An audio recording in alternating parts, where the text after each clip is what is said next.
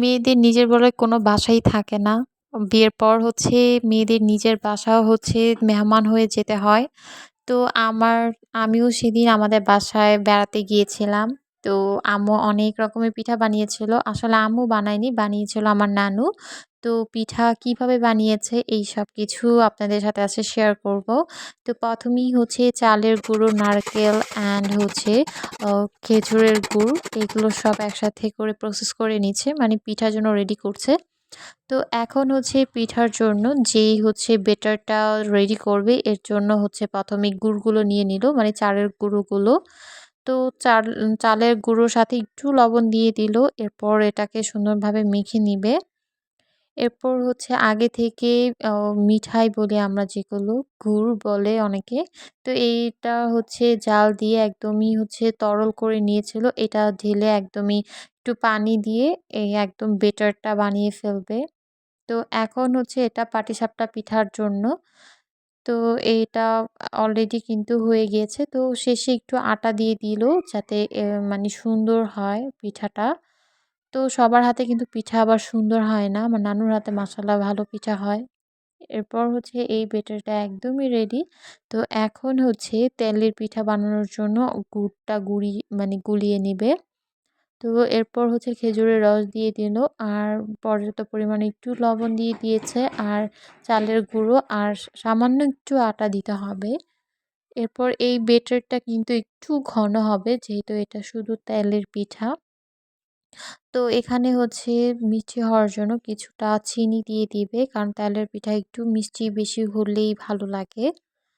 তো এরপর এটা সুন্দরভাবে আমার নানু গুলিয়ে নিল। এই যে সুন্দর একটা থিক একটা ব্যাটার হয়ে গেছে। এই পর্যায়ে আসলে মনে হবে যে ব্যাটারটা একদমই রেডি। তো এখন হচ্ছে পিঠা বানাতে পাটিসাপটা পিঠা বানাতে খিরসা লাগবে। আর এই খিরসার জন্য নারকেল অ্যান্ড চালের গুঁড়ো একসাথে মেখে নিচ্ছে। এরপর চিনি দিয়ে দিল। কারণ খিরসাটা চিনি দিয়ে বানাবে, অনেকে গুড় দিয়ে বানায়। কিন্তু আমাদের বাসায় চিনি দিয়েই বানায়। এরপর সব একসাথে ভালোভাবে মিক্সড করে এখন এখানে আগে থেকে জাল দেওয়া প্রায় 1/2 লিটার গরুর দুধ এখানে ঢেলে দিবে। তারপর এটাকে সুন্দরভাবে অনেকক্ষণ ধরে জাল দিতে হবে চুলায়। আর এই পর্যায়ে অনবরত নেড়ে যেতে হবে। এটা নাড়া অফ করলে কিন্তু নিচ দিয়ে লেগে যাবে।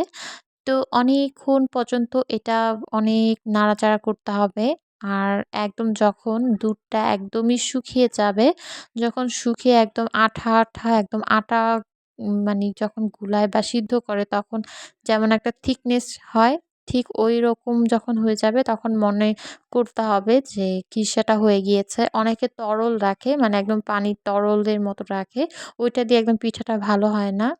তো এটাই ভালো হয়। এরপর হচ্ছে পিঠা বানানো তো স্টার্ট করে দিয়েছে। তো এই তো বেটারটা আরেকটু গুলিয়ে নিল। এরপর ফার্স্টেই দিল দেখেন এইভাবে করে ঘুরিয়ে, ঘুরিয়ে হচ্ছে পিঠা বানায়। আমি এর আগে হচ্ছে অনেকবার দেখেছি নানু আগে পিঠা বানাতো। আমি সামনে বসে, বসে থাকতাম। আর আজকে ভাবলাম আপনাদের সাথে এটা শেয়ারই করি। তো এরপর খিসা দিয়ে এটাকে সুন্দরভাবে রোলের মতো ঘুরিয়ে নিল। আর এই জিনিসটা দেখতে আমার ভীষণ ভালো লাগে। তো এইভাবে এক, এক করে অনেকগুলো পিঠা বানিয়ে ফেলল।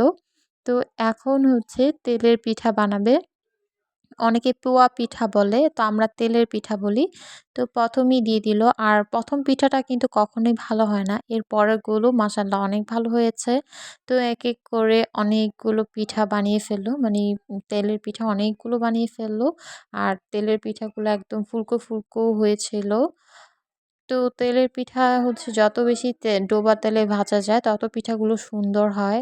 আর এই যে পিঠা কিন্তু একদমই রেডি। তো ২ টা পিঠা একদমই রেডি। এরপর হচ্ছে এখানে চিতই পিঠাগুলো বানিয়ে ফেলেছে। এগুলো হচ্ছে ভিজাবে। তো এই যে ৩ পদের পিঠা অলরেডি হচ্ছে বানিয়ে ফেলেছে। তো এখন ভিজা পিঠা বানানোর জন্য তো ১ম এই হচ্ছে খেজুরের রস হচ্ছে গরম করে নিল। এরপর কিছু নারকেল দিয়ে দিয়েছে। এরপর সবগুলো পিঠা এখানে ছেড়ে দিয়েছে ভিজানোর জন্য। তো এইগুলো সব একসাথে দেওয়ার পর এখানে ১ কেজির পরিমাণে দুধ এখানে সব ঢেলে দিয়েছে। কারণ এটা হচ্ছে খেজুর আর দুধের পিঠা হবে। তো এটা খেতে অনেক ভালো লাগে। তো আমার ভিডিওটা সবার কেমন লাগলো অবশ্যই কমেন্টস করে জানাবেন। সবাই ভালো থাকবেন, সুস্থ থাকবেন। আল্লাহ হাফিজ।